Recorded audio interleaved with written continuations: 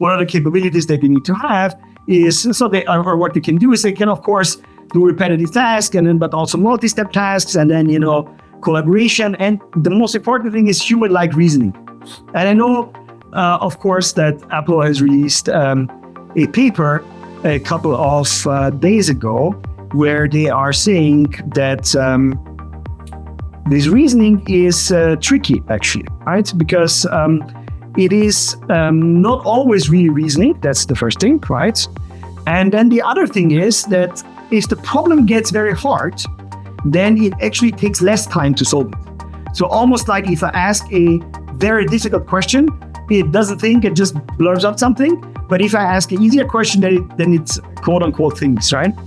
And so they're saying it's actually not a thinking per se.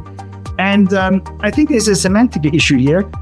But I agree with their findings. It's very well documented. But at the same time, I would argue that humans are exactly that way.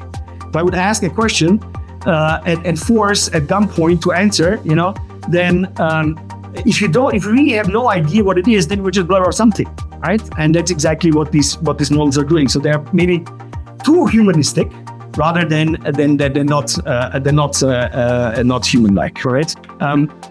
Now, of course, you need some kind of cognitive architecture, how you're building this plan or how you are iterating through this plan, right? And there are, of course, several systems for this. And I think we talked about this, and one very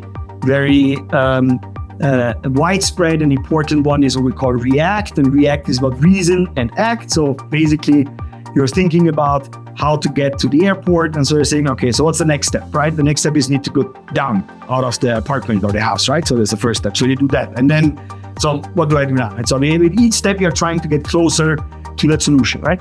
What is important though, of course, is that it's not guaranteed that aggressive way, right, of trying to find a solution will always lead to the best solution, right? Just think of sometimes it's better to drive a longer way, but do it on a highway rather than, going through a city with a shorter way, right? So this React thing, in essence, if you don't give it the right weights, it would actually always find the shortest thing, but not necessarily the fastest one, right? So you need to work on those things.